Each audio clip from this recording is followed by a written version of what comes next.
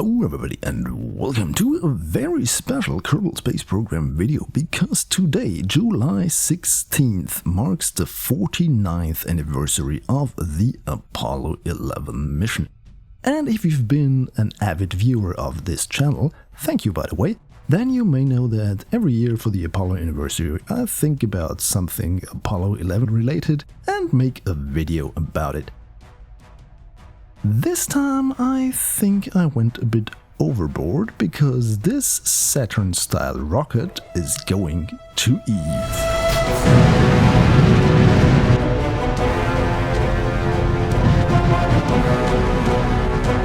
Yeah, while the real Saturn V measured at 110 meters in height and weighed in at 3,000 tons, this nice little thing here is 163 meters tall and weighs 11,600 tons on the launch pad.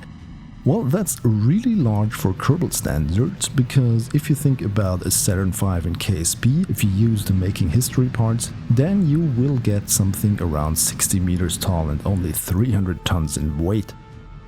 So yeah, this is a lot bigger. And what could be in that huge fairing? Well, I'm not gonna show you right about now, because I want to keep the suspense alive until, well, quite a bit into the video. Okay, first stage separated. You may have noticed I tried to build this beast of a rocket similar to the Saturn V, as in there is a big first stage. Then there is a smaller but still very powerful second stage, and then a significantly smaller third stage. Alright, but this second stage, instead of just getting us out of the atmosphere a bit, this is getting us out of the sphere of influence of Kerbal later on. But first we have to get rid of some ballast and some fairings. And look at that, what might that be, all of those things? Okay, we're doing a circularization, and after that's done, yeah, we're gonna need some solar panels, because we're going to be, well, quite a way away from home in our interplanetary journey, which you can see me planning here thanks to the mod Transfer Window Planner, which makes these type of things really easy. Okay, we already got our encounter with Eve. Eve is a peculiar planet because it's really easy to get to thanks to its huge gravity well, but it's a lot harder to get back off from it. And if you know me, you know I like a challenge. So yes, we're going to attempt nothing short than a Eve return mission, but with a very special lander, which is of course inside that huge fairing. Okay, we're doing our escape burn. This is working very nicely.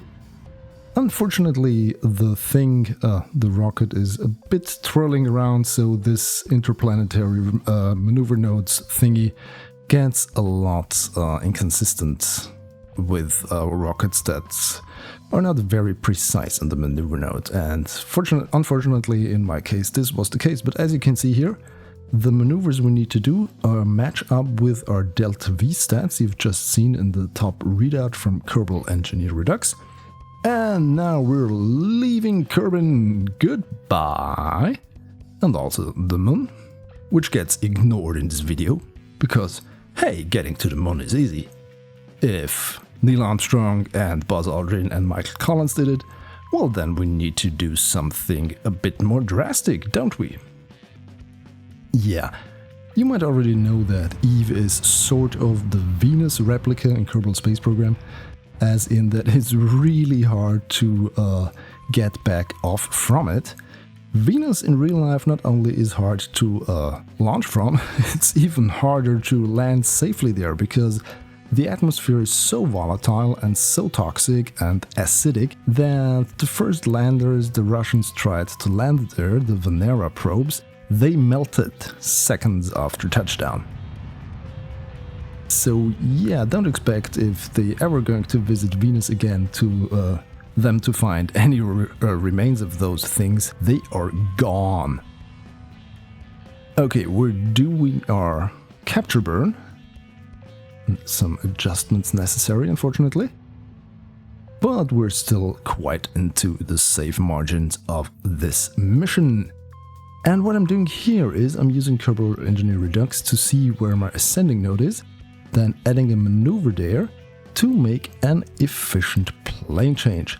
And a rule of thumb, if the plane change maneuver is quite far away from your periapsis and your orbit is really high, as in this case, then you need a lot less delta V than if you would have to do it in a very close orbit around the planet. Okay, traveling to this said maneuver node over here. And then our spaceship is going to do the plane change. Why am I doing this in the first place? Well, actually, I like to line up my orbits around the equator, just because it looks better, also because this makes getting back off from the planet easier if you land close to the equator. So yeah, this is all part of doing something to get a safe landing and return mission. Okay, we need to do some more burning to get a circularization close around Eve, but unfortunately our second stage has already burned out, so we're gonna ditch it. Goodbye! I'm using massive solid rocket boosters to not only separate the stage, but also get it onto an orbit that makes it, yeah! This is now well within the atmosphere, and this orbit will now decay and the debris will get destroyed in the hazardous atmosphere of Eve. Okay, let's hope that we don't get destroyed with this remarkable spaceship. But our third stage, after the second pass, has finished its circularization burn nicely, and we still have delta V to spare. So yeah, my safety margins that I calculated for this mission, they were quite generous because I really wanted to get this thing here. So yeah, looks good, looks fine. Now we need to land this, and since I can't see anything due to the wonderful visual enhancement mods and scatter, I really hope I don't hit the ocean down there. So we have extended our heat shields, inflated rather, and now the grueling descent into the atmosphere begins. This was not easy. What you can see here is one of the better attempts. I probably should have taken some of the advice I've read somewhere to put heat shields on both ends of an Eve lander thing. And yeah, this could have been done with another fairing around this and so on, but yeah, I totally forgot to do this, and I relied on getting the orbit really low. It was just a tiny bit above the atmosphere, then doing my deceleration burn, and then really hoping that this does not explode. And as you can see here, thanks to atmospheric drag also caused by these heat shields, we managed to get this thing down to safe velocities without exploding. But let me tell you, that was not the case the first time I tried. But I'm going to show you that later, because if I would show you the outtakes already, then you might already see what's in that payload. So yeah, stick around. You're gonna see it real soon. Okay, now descending safely down. What I'm going to do here is now wait until the speed or my velocity on descent is a lot lower, so I can disengage the fairing more safely. And there it is. We have a Saturn V rocket. Yes, I'm going to land a Saturn V on Eve, and I'm going to get back up again into space with it. Or what's left of it once it has spent a lot of its stages. Okay, the girder assembly you can see here, and the heat shields are now gone. Also using solid rocket boosters to get away safely from the vehicle. I really don't want to crash in the heat shield, because I already had a few Eve missions where I wanted to decouple the heat shields, but due to the drag the heat shield has itself, it was pushed back to the main vehicle, and yeah, then things got destroyed quickly. But this is not the case here, because I planned ahead with my solid rocket boosters. Okay, doing the final descent, we can see the heat shield assembly landing safely on the ground as well.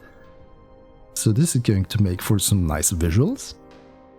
Speaking of nice visuals, that is a terrain glitch.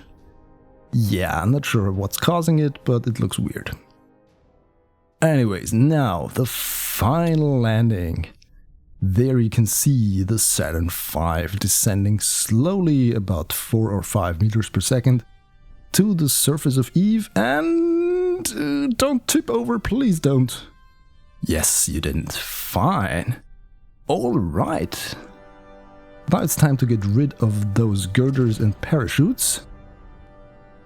Boom! And now that that is done, we need to, of course, fill this rocket because it is empty due to weight constraints. And we're doing this by, of course, resource mining. And yes, the second part will then be the return mission, and I'm going to release this on, of course, July 20th, the anniversary of the moon landing. I hope you'll also tune in when we once again enter the ShadowZone.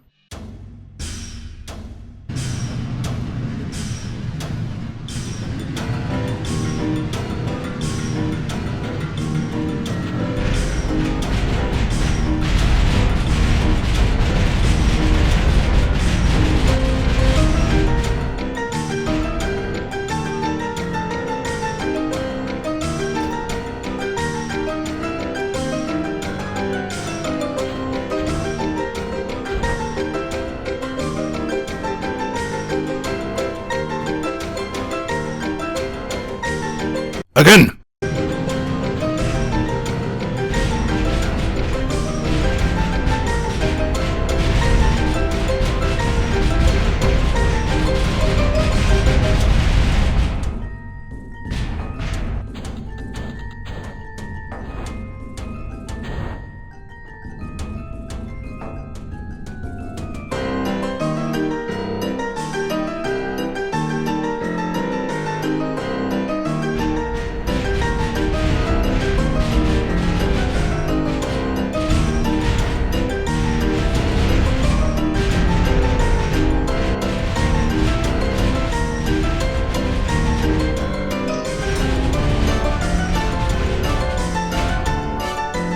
Again!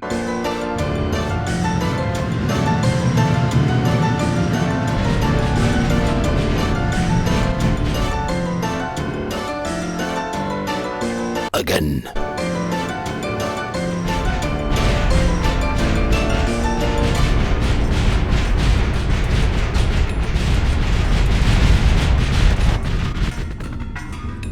Again!